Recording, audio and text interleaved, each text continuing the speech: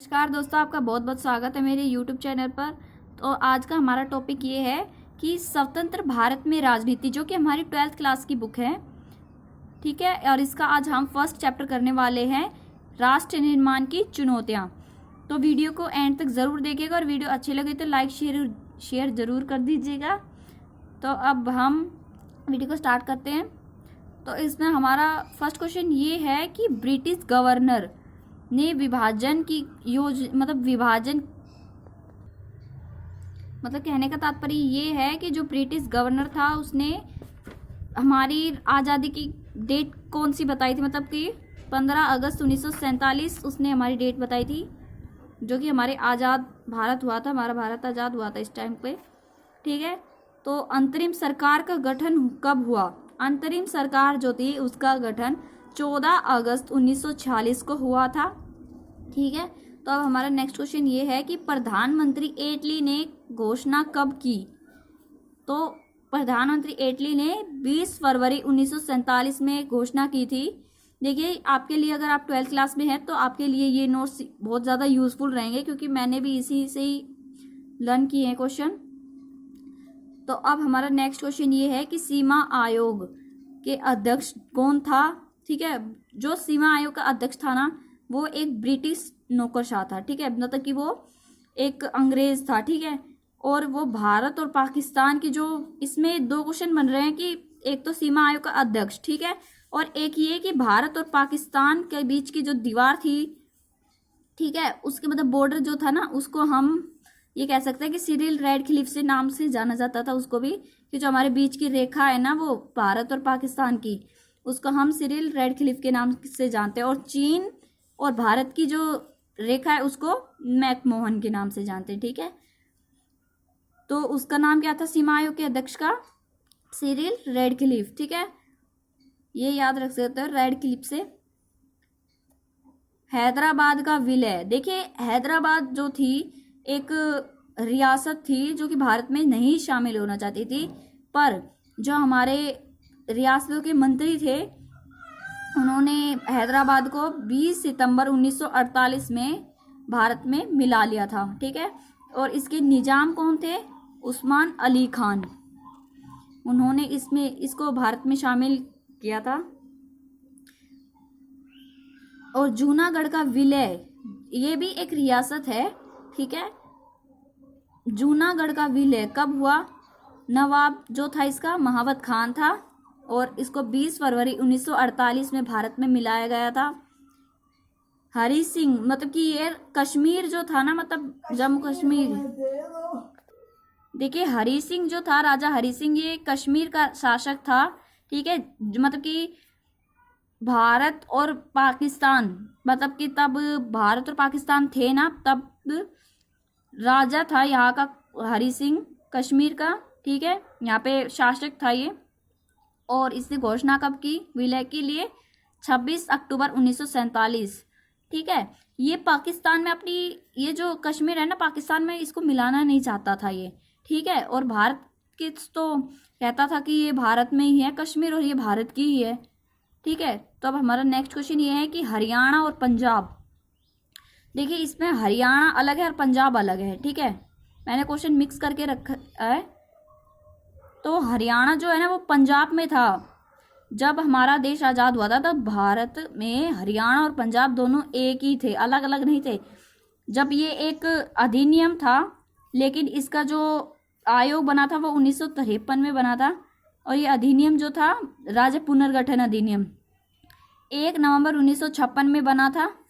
मतलब आयोग जो था 1953 बना था, और ये अधिनियम कब लागू हुआ था? 1 नवंबर 1956 में। इसके द्वारा ही सारे राज्य बने थे। तो हरियाणा कब बना था? 1966 में। ठीक है, ये हरियाणा अलग हुआ था पंजाब से उस टाइम पे। मणिपुर के शासक, मणिपुर जो था ये भी एक रियासत थी, और इसके शासक कौन थे? भोजचंद्र सिंह। इसको भी भारत में 1948 में मिलाया गया। देखिए आपने जितनी भी देखी होगी रियासत है उन सबको 48 में मिलाया गया था। ठीक है, मुंबई और गुजरात, गुजरात और मुंबई जो थे ना, बम्बई, आप कन्फ्यूज नहीं होना इसमें, मुंबई को बम्बई कहते थे, तो मुंबई और गुजरात का विभाजन कब हुआ था? 1 सितंबर 1960 में, मतलब मुंबई और गुजरात 1 नवंबर 1960 में बने थे, ठीक है। और विभाजन के समय देश का गवर्नर जनरल कौन था? लॉर्ड माउंटबेटन, ठीक है। ये हमारे भारत देश का गवर्नर जनरल था, जो कि ये भी एक ब्रिटिश शासक था। अब हमारा नेक्स्ट क्वेश्चन ये है कि सीमांत गांधी के नाम से किसे जाना जाता, ठीक है। जो सीमांत गांधी के नाम से जाना जाता है खान अब्दुल गफ्फार खान, जो कि द्विराष्ट्र सिद्धांत के खिलाफ थे, मतलब कि मुस्लिम लीग के ये खिलाफ थे, ठीक है। मतलब कि ठीक है, जो कि द्विराष्ट्र सिद्धांत के खिलाफ थे, ठीक है। कश्मीर में युद्ध विराम कब लागू किया? तो कश्मीर में युद्ध को कब विराम दिया गया? 1 जनवरी 1949 में। लेकिन फिर से युद्ध तो फिर से भी हुए, जो कि हमारा 1965 में भी हुआ, ठीक है। फिर आगे मतलब आगे होते रहे, 1971 में हुआ, फिर 1999 में, फिर 2019 में, ऐसे युद्ध होते रहे फिर भी। देखिए अगली रियासत फिर से एक और रियासत आ गई, जो कि गोवा, पणजी, दादर नगर हवेली, ये सारी थी। इसमें गोवा को राज्य का दर्जा कब दिया गया? तो गोवा को पुर्तगाली से आजाद कब कराया था? 1961 में, ठीक है, 1961 में। लेकिन इसको भारत में जो हमारा अधिनियम था ना, राज्य पुनर्गठन अधिनियम 1956 में, तो उसके द्वारा इसको 1987 में राज्य का दर्जा दिया गया, ठीक है। तो अगला क्वेश्चन हमारी ये है कि 1955 में गठित भाषा आयोग के अध्यक्ष, मतलब कि 1955 में तो भाषा आयोग गठित हुआ और इसके अध्यक्ष उस टाइम पे कौन थे? बीजी खरे। मतलब बहुत ज्यादा बीजी है ये खरे साहब। नहीं, राजभाषा अधिनियम किस वर्ष पारित हुआ? 1963 में, ठीक है। बगदाद पैक्ट पर पाकिस्तान ने हस्ताक्षर कब किए? 1954, अप्रैल 1954। तो हमारा नेक्स्ट क्वेश्चन ये है कि कश्मीर के भारत सम्मिलित होने की अंतिम घोषणा, तो कश्मीर जो था भारत में कब, मतलब कि घोषणा कब की थी कि भारत में शामिल होगा कश्मीर? तो फरवरी 1954 में की थी, ठीक है। कश्मीर समस्या को अमेरिका के सामने कब रखा गया? कि तब अमेरिका के सामने इसलिए रखा गया क्योंकि अमेरिका जो था संयुक्त राष्ट्र संघ, मतलब भारत और पाकिस्तान दोनों ही उसके सदस्य थे, ठीक है। तो कहते थे कि अमेरिका पर मतलब कोई भी अगर मुकदमा रख दिया गया ना, मतलब उन दो देशों के बीच की बातें, तो वो अगर किसी दूसरे देश ने उन पर हमला कर दिया तो वो यूएसए पर ही हमला माना जाएगा, तो मतलब यूएसए ही उसे बदला लिया जाएगा। तो इसीलिए उन दोनों ने कश्मीर को, जो कश्मीर समस्या थी उसको अमेरिका के सामने रख दिया गया था। तो 1948 में रखा गया था, ठीक है। गोवा, दमन द्वीप पुर्तगाली से कब मुक्त हुए? मैंने बताया था आपको, गोवा को 1961 में पुर्तगाली से आजाद कर था, तो 18 दिसंबर 1961 में, ठीक है। रियासतों के मंत्रालय की स्थापना, ठीक है। रियासतों के मंत्री कौन थे और मंत्री कौन थे रियासतों के? वो थे सरदार वल्लभ भाई पटेल, ठीक है। तो इसका जो मंत्रालय था 25 जून 1947 में, ठीक है। भारत विभाजन के तत्कालीन 2 प्रांतों का बंटवारा हुआ था, मतलब पंजाब और पश्चिम बंगाल, ठीक है। भारत का विभाजन हुआ था तो भारत 2 प्रांतों में बटा हुआ था, पंजाब और पश्चिम बंगाल। देखिए मैंने आपको रियासतों के मंत्री के बारे में बता दिया था, लेकिन सचिव जो था वो वीपी मेनन था, ठीक है। क्या कौन था? वीपी मेनन। सचिव जो था, रियासतों का सचिव जो था वीपी मेनन था, ठीक है। 1901 में 1952 तक, 1901 से 1952 तक जो पोटी श्री रामलू थे, ठीक है, ने सत्याग्रह में भाग लेने के लिए सरकारी नौकरी छोड़ दी। मतलब गांधी जी के साथ सत्याग्रह में भाग लेने के लिए उन्होंने अपनी सरकारी नौकरी छोड़ दी और 1946 में इस मांग को लेकर अनशन किया, मतलब कि वो भूख हड़ताल पर बैठ गए थे उस टाइम पे। मतलब कि 19 अक्टूबर 1952 से लेकर 15 दिसंबर 1952 तक भूख हड़ताल पर बैठे, ठीक है। और देखो कितने टाइम तक वो 19 अक्टूबर से दिसंबर तक वो भूख हड़ताल पर बैठे साल भाई, तब तो इतने दिन भूखा रहने से तो उनकी मृत्यु हो ही जाएगी ना। तो वो इतने दिन भूखा रहने की वजह से उनकी मृत्यु हो गई थी उस टाइम पे, ठीक है। 1952 दिसंबर में प्रधानमंत्री ने आंध्र प्रदेश का एक अलग राज्य बनाने की घोषणा की। तो इसी टाइम पे मतलब कि 1952 में जो हरियाणा था ना, उसने भी ये मांग की थी कि मुझे भी पंजाब से अलग कर दीजिए, ठीक है। तो उस टाइम पे इनकी मांग जो थी स्वीकार नहीं की थी, तो आंध्र प्रदेश ने इस टाइम पे अपनी मांग कर दी, ठीक है, एक अलग राज्य बनाने। देखिए मैंने आपको इसके बारे में बता दिया गया था कि 1953 में राज्य पुनर्गठन आयोग बनाया गया और 1956 में, तो उस टाइम पे जो राज्य थे वो कितने थे, 14 राज्य थे और 6 केंद्र शासित प्रदेश थे, ठीक है। तो इस अधिनियम के द्वारा कौन कौन राज्य बनाया गया है इसमें बताया गया है। 1972 में मेघालय और असम, मतलब कि मेघालय से असम अलग कर दिया गया, वो एक अलग राज्य बना दिया गया असम, ठीक है। 1987 में मिजोरम और गोवा और अरुणाचल प्रदेश, आपने पढ़ा था ना, यहाँ पे गोवा भी लिख देती हूँ मैं, ठीक है। तो कि गोवा भी को एक राज्य का दर्जा दिया गया था ना, ठीक है। 1963 में नागालैंड और 2000 में 3 बने थे, छत्तीसगढ़, झारखंड और उत्तराखंड, और 2014 में तेलंगाना, ठीक है।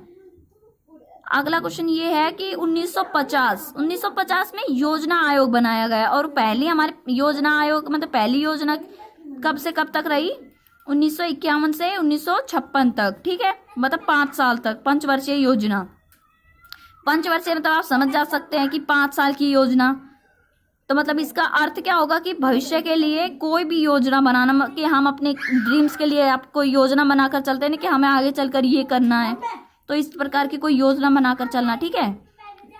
1976 में संविधान के 42वीं धारा भारत को एक समाजवादी राज्य घोषित कर दिया, मतलब कि जो हमारा संविधान का जो हमारी एक धारा है 42वीं, जिसे हम सबसे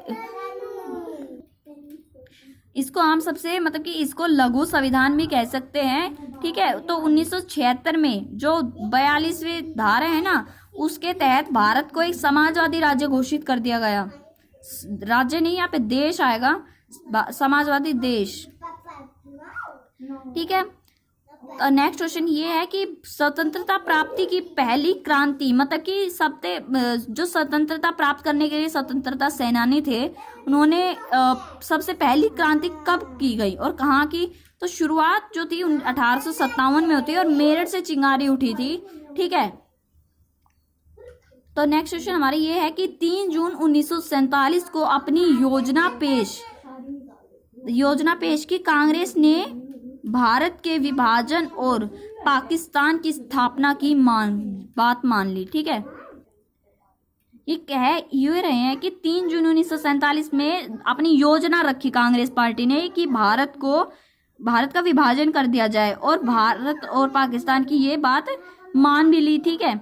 और फिर 1947 में मतलब कि कौन सा संसद था, भारतीय स्वतंत्रता कानून ब्रिटिश संसद द्वारा पास कर दिया गया, मतलब कि भारतीय स्वतंत्रता अधिनियम, ठीक है। आपसे इसे पूछ सकते हैं कि कौन से अधिनियम के तहत भारत को आज़ादी मिली, मतलब कि भारतीय स्वतंत्रता अधिनियम, ठीक है। इसके तहत ब्रिटिश संसद ही उन्होंने हमारे भारत देश को आज़ाद कर दिया था। 1929 में उन्होंने खुदाई खिदमतकार नामक संस्था की स्थापना की, ठीक है। और 1951 में जनसंख्या 12% मुस्लिम जो थे वो भारत में थे। देखिए यहाँ पे कितनी परसेंट मुस्लिम जो थे वो भारत में थे, 12%, और कौन सी डेट में, 1951 में, ठीक है। और भारत जब आज़ाद हुआ था उस टाइम पे टोटल जनसंख्या थी ना, वो भारत की 36 करोड़ थी, ठीक है। उस टाइम पे टोटल जनसंख्या जो थी वो 36 करोड़ थी, ठीक है। 22 अक्टूबर 1947 में कबायली लोग पाकिस्तान से कश्मीर पर आक्रमण किया, मतलब जो कबायली लोग थे ना, उन्होंने पाकिस्तान पाकिस्तान के साथ मिलकर कश्मीर पर आक्रमण किया था, क्योंकि भारत की सेना थी ना वहां पे भी। 2019 में 2 केंद्र शासित प्रदेश बने। 2019 में 2 केंद्र शासित प्रदेश बने, लद्दाख और जम्मू कश्मीर। जम्मू कश्मीर एक केंद्र शासित प्रदेश बना दिया गया उस टाइम पे, ठीक है। और 1923 में लोसान की संधि में यूनान व टर्की में जनसंख्या की अदली बदली की गई। 20 लाख की जो मतलब संख्या थी, लगभग 1.5 वर्ष लगे इंडिया और पाकिस्तान में लगभग, ठीक है। 20 लाख जनसंख्या का आवागमन हुआ। 150 करोड़ की संपत्ति नष्ट हुई इस टाइम पे। 3 मार्च 1947 को लाहौर के साथ रावलपिंडी, मुल्तान, झेलम, कैंपबेल, अमृतसर, गुजरात और कई शहर थे। मुसलमान जो थे वो इनमें हिंदुओं और मतलब कि इन दोनों के बीच ऐसे हिंसात्मक हिंसा हुई, ठीक है। वो दंगे हुए, ठीक है, इनके बीच दंगे हुए। और फिर 17 अगस्त 1947 को भारत और पाकिस्तान के बीच एक समझौता हुआ, ठीक है। दंगों में फंसे लोगों को सुरक्षित एक दूसरे के देश में पहुंचाना तय हुआ। मतलब कि जब भारत और पाकिस्तान के बीच युद्ध होते थे ना, तो उनके बीच ये समझौता हो गया कि हम जो भी लोग आएंगे ना, हम उनको इज्जत से ट्रेन से उतारेंगे, या फिर मतलब जैसे भी आते हैं उनको अपने देश में रखेंगे, चाहे वो हिंदू चाहे मुसलमान, ठीक है। 13,62,000 शरणार्थी जो थे निकलकर भारत में लाया गया था। जो शरणार्थी थे मतलब कि वो पाकिस्तान से आए थे भारत में, ठीक है। मतलब 13,62,000 शरणार्थी आए थे भारत में, ठीक है।